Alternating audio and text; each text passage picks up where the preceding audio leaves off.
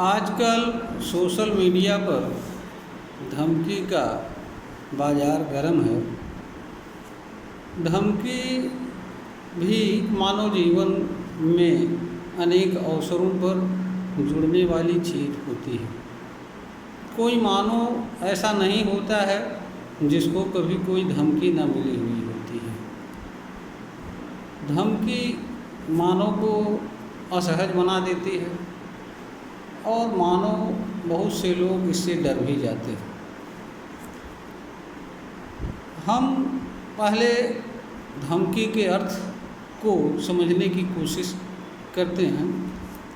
धमकी किसी बात को करने या न करने के संदर्भ में एक मनुष्य द्वारा दूसरे मनुष्य को दी जाती है।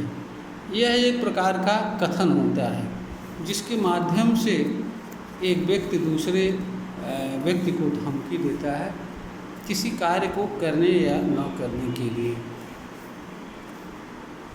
धमकी देने वाले लोग सामान्यतया ऐसे लोग होते हैं जो सामने से आकर के कुछ करने की स्थिति में नहीं होते हैं, या ऐसे लोग निष्पक्ष भाव से कुछ किसी बात पर खुली चर्चा करने एवं किसी निष्कर्ष तक पहुंचने वाले लोग नहीं होते हैं। धमकी देने वाले लोग वास्तव में कायर एवं डरपोक होते हैं। ये किसी निहित उद्देश्य के लिए इस तरह के कार्य करते हैं। ऐसे लोग किसी भी दृष्टि से ईमानदार, निष्पक्ष एवं मानव मूल्यों पर चलने वाले लोग नहीं होते हैं। जहाँ तक ऐसे लोगों की बात है, ऐसे लोग पर्दे के पीछे से अपना कार्य करते हैं, सामने नहीं आते हैं। अगर धमकी के सिलसिले में कोई कार्य भी करते हैं तो ये लोग चोरी छिपे करते हैं। धमकी देने से सामान्य रूप से जल्दी कोई नुकसान नहीं होता है, लेकिन धमकी से लाभ अवश्य हो जाता है। क्योंकि मानव समाज में सामान्य लोग जो है अपने जीवन में अशांति या किसी तरह का अवरोध उत्पन्न होना पसंद नहीं करते हैं।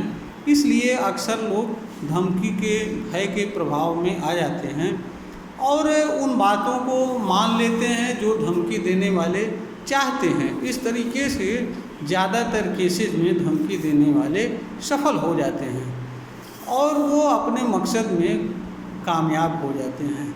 यह धमकी इंडिविजुअल स्तर पर भी दिया जाता है, गिरोह के माध्यम से भी दिया जाता है। धमकी किसी लाभ के लिए भी दिया जाता है, बिना लाभ के लिए भी दिया जाता है। धमकी मानव समाज में भय पैदा करने एवं उसके माध्यम से यह संदेश देने का प्रयास किया जाता है कि हम जो कुछ भी कर रहे हैं या कह रहे हैं उस पर कोई व्यक्ति किसी प्रकार की प्रतिक्रिया न व्यक्त करे, हमारे कमियों को कोई व्यक्ति सामने ना लावे, हम मनमाने ढंग से जैसा जो कुछ भी कर रहे हैं वह करते रहें। यह एक प्रकार से मानव समाज के लिए पीड़ा का कारण बनती है और धमकी किसी भी दृष्टिकोण से एक सभ्य और शांतप्रिय मानव समाज के लिए उचित नहीं होता है। यह मानव समाज के लिए एक प्रकार का काला धब्बा होता है। ज़्यादातर केसेस में ऐसे लोग का कुछ होता भी नहीं है और जब कोई इनसे मजबूत पड़ जाता है तो ऐसे लोग बड़े आसानी से क्षमा मांग लेते हैं और ये कहते हैं कि यह सब कुछ भूलवश या ना जानने में हुआ और इसके लिए हम क्षमा चाहते हैं। तो ज़्यादातर केसेस में ये लोग माफ़ी का लाभ भी लेकर के अपने आप को बचा लेते हैं। वास्तव में अगर ईमानदारी से देखा जाए तो धमकी जो लोग देते हैं ये अपने ज़्यादातर उद्देश्य में सफल हो जाते हैं, क्योंकि यह लोग किसी मामले में थोड़ा सा गलत कार्यों में संलग्न रहने वाले लोग होते हैं। यह लोग अपने गलत उद्देश्यों की पूर्ति के लिए देते हैं अथवा इनके गलत उद्देश्यों की पूर्ति में कोई बाधा न बने, ये जो चाह रहे हैं वो कर लें, इसके लिए भी ये लोग धमकी देते हैं। और धमकी के सिलसिले में कभी कभी कुछ घटनाएं भी ये लोग घटित करते हैं जिससे सामान्य मानव समाज में भय व्याप्त हो जाए और कोई इनकी तरफ आवाज़ न उठावे और न इनके तरफ से कोई कुछ कहने का प्रयास करे। अभी इसका एक अच्छा उदाहरण जो आया है टीवी डिबेट में नूपुर शर्मा द्वारा दिया गया बयान है, जिसको एक ढाल के रूप में बना करके पूरे देश में प्रदर्शन किए गए और तमाम तरह के धमकियां, शर्तन से जुदा जैसी चीज़ें की बात की गई। कुछ घटनाएं भी इस सिलसिले में घटी। तो यह जो धमकी है यह वास्तव में एक प्रकार से सभ्य मानव समाज के लिए कलंक है, दुश्मन है और ऐसे लोग निंदनीय होते हैं। ऐसे लोग वास्तव में हिम्मती नहीं होते हैं, ऐसे लोग वास्तव में डरे हुए लोग होते हैं, नपुंसक होते हैं। ऐसे लोग फ्रंट पर आकर के कोई कार्य वास्तव में करने की हिम्मत नहीं रखते हैं।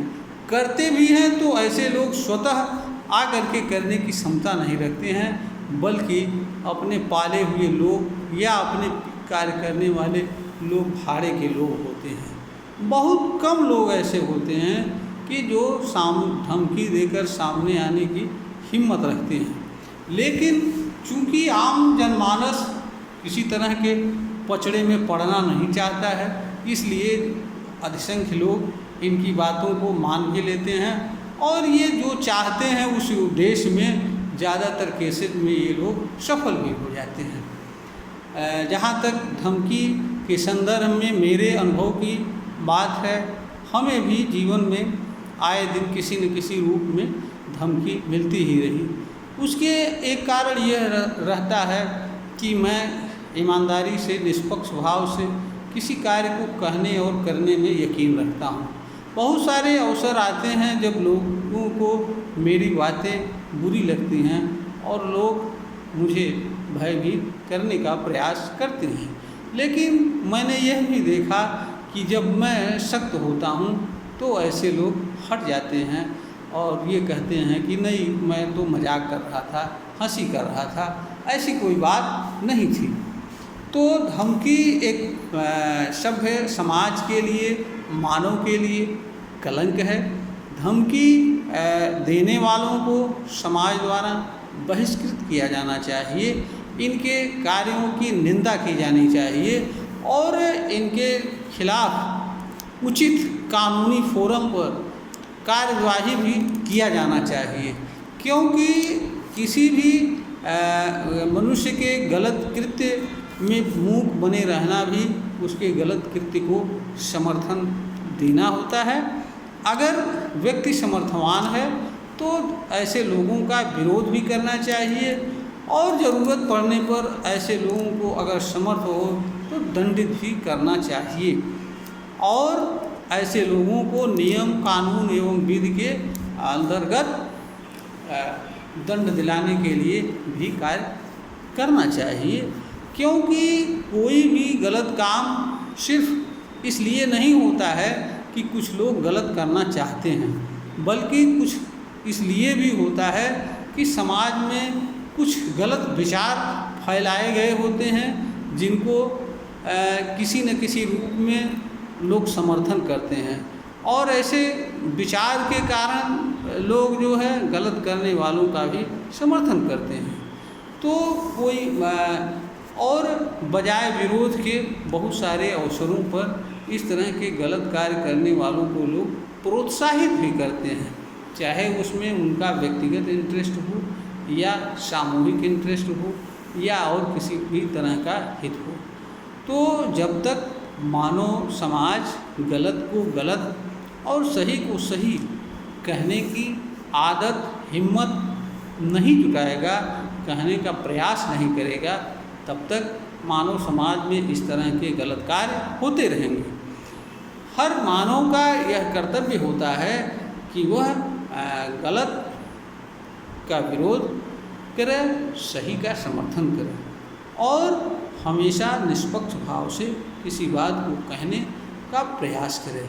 जब तक आम जन लोग अच्छी चीज़ों से नहीं जुड़ते हैं और अच्छी चीज़ों का अनुपालन नहीं करते हैं, तब तक अच्छी चीज़ें मानव व्यवहार का विषय नहीं बनती हैं और मानव समाज तब तक अच्छी चीज़ों के लाभ से वंचित रहता है। धमकी भी एक तरह का निंदनीय घृणित कृत्य है, बुरा कृत्य है। ऐसे लोग निंदा के पात्र होते हैं। ऐसे लोगों की निंदा की जानी चाहिए, ऐसे लोगों का विरोध किया जाना चाहिए। लेकिन यह भी सही है कि जब तक इस तरह के कार्यों की नोटिस आम जन नहीं लेना शुरू करेगा, तब तक इस तरह के लोग अपना कार्य करते रहेंगे, समाज में भय व्याप्त करके अपने लाभ लेते रहेंगे, समाज को लूटते रहेंगे, अपनी बात मनवाते रहेंगे और मनमाने तरीके से जैसा करना चाहते हैं वैसा करते रहेंगे और समाज के शेष लोग मूकदर्शक बनकर इनके ऐसे कृत्यों को देखने के लिए विवश बने रहते रहेंगे। ये लोग इस तरह के कार्यों के करने की हिम्मत न जुटा सकें, कर न सकें, इसके लिए यह आवश्यक है कि समाज का हर व्यक्ति, समाज का आमजन सही चीज़ को कहने, सुनने एवं गलत चीज़ को विरोध करने के लिए तैयार होना रहेगा, तत्पर रहना रहेगा और जब भी कोई ऐसा कार्य हो जो वांछित हो उसका विरोध करना चाहिए। अगर आप विरोध भी न कर सकें तो कम से कम समर्थन तो अवश्य नहीं करना चाहिए, क्योंकि समर्थन भी गलत कार्य करने वाले को गलत कार्य करने के लिए अवसर एवं बल प्रदान करता है, शक्ति देता है। अगर गलत काम करने वाले लोगों का लोग समर्थन न करें तो ऐसे लोग अपने आप बहुत सारे लोग गलत कार्य को छोड़ देंगे, सुधर जाएंगे। क्योंकि जब तक गलत कार्य करने वाले लोगों को समर्थन मिलता रहेगा, उनके कार्यों की मान्यता मिलती रहेगी, तब तक मानव समाज में गलत कार्य को करने से लोग दूर भागें या उससे स्वयं को विरत रखें, यह संभव नहीं हो सकता है। तो गलत कार्य का विरोध होना और सही चीज़ को प्रोत्साहित करना यह मानव समाज का कर्तव्य होता है। धमकी भी एक तरह का गलत एवं निंदनीय कार्य होता है, इसे भी मानव समाज को स्वीकार नहीं करना चाहिए। मानव समाज को इसका विरोध करना चाहिए, निंदा करनी चाहिए और तथा नियम एवं कानून के अनुसार ऐसे लोगों को दंडित कराने के लिए भी कार्य करना चाहिए, ताकि इस तरह के कृत्य मानव समाज में दोबारा ना हो सकें और मानव समाज स्वतंत्र सुखद जीवन जीने का अवसर प्राप्त कर सके। यह वीडियो ज्ञानवर्धन हेतु बनाई गई है, प्रेषित की जा रही है। ज्ञानवर्धन के युक्त प्रतीत हो इसे लाइक करें, शेयर करें, सब्सक्राइब करें।